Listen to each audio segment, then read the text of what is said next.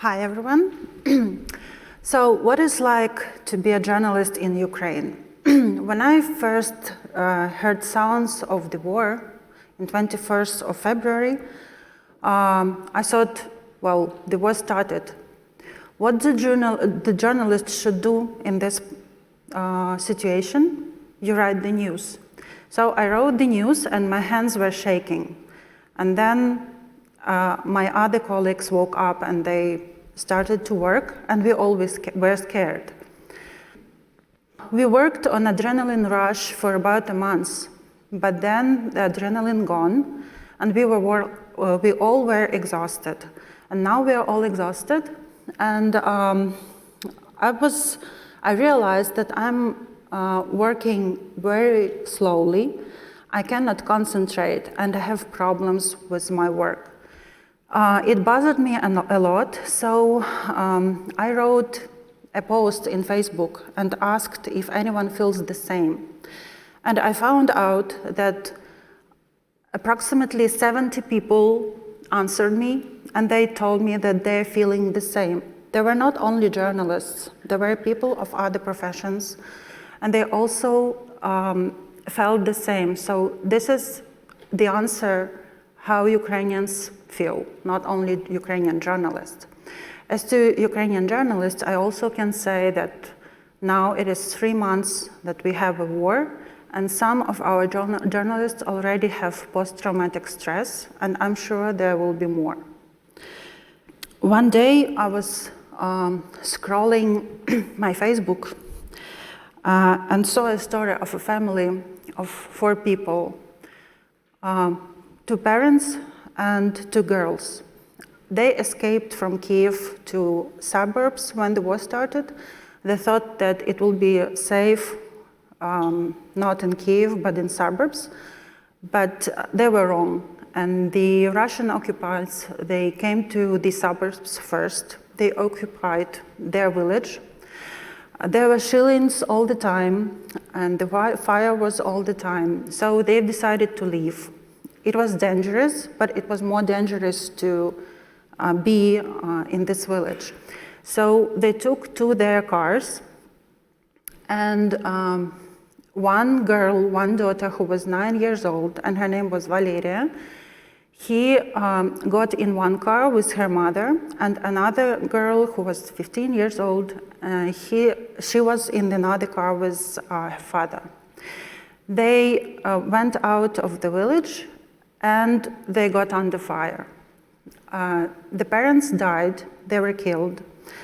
The older sister, she was injured in her leg, so they couldn't walk away, they couldn't hide.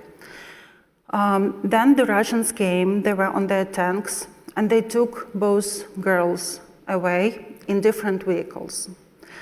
Then they went to a village. They dropped off the younger girl, just gave her away to a strange family, and no one knows where the older girl is. She is 15 years old. She is a very nice young lady, and we all heard about the rapes, about the killings, about all these things which are happening to people, and no one knows where she is. Some witnesses say that soldiers told that they will take this girl to the hospital in Belarus, but we couldn't verify. No one couldn't verify this. Belarus doesn't give this information even for Ministry for Foreign Relations. What I found when I read this story in Facebook, I found out that some of my friends know this family, and I've decided to help. I decided to make my own investigation, to go to that place, to meet people, to ask them questions, and try to follow all the directions the girls went, and then the Russian soldiers went to Belarus, and tried to find some news, some information. Maybe someone saw this girl, maybe someone knows something. But to do so, I need more time, and what is strange, I need more petrol. Because here in Ukraine, I have only 10 liters of petrol in my car, and I have no any chance to get more because Russians destroy our Ukrainian infrastructure. They destroy refinery plants, oil refinery plants. They destroy the railways. So it's impossible to get any fuel, and I cannot go anywhere. So I still want to help this family, and I hope I will do it a little bit later.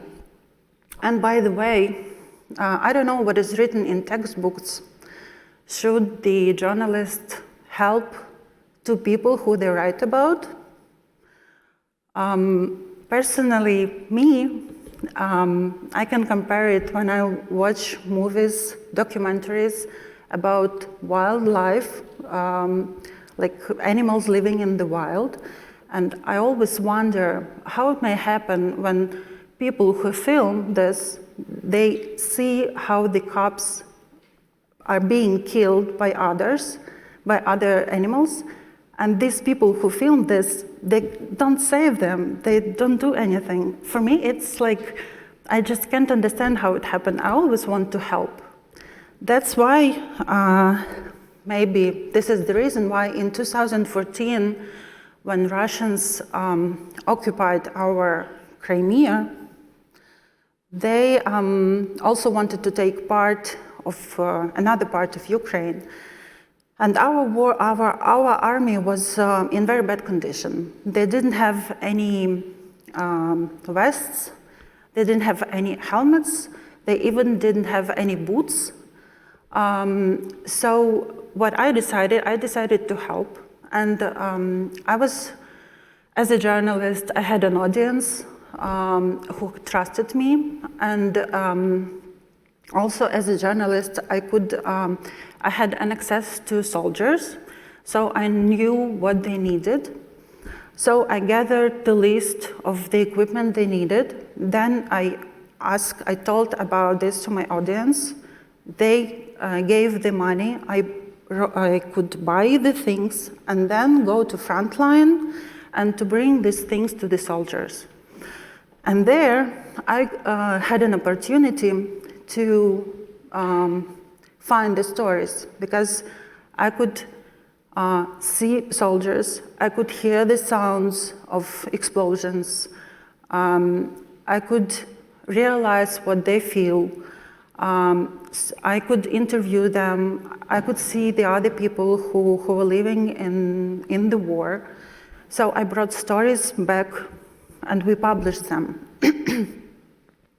Everyone supported me in this, but my editor-in-chief, she was a bit worried because, well, she was not very happy with what I was doing because she was very worried about my security and safety.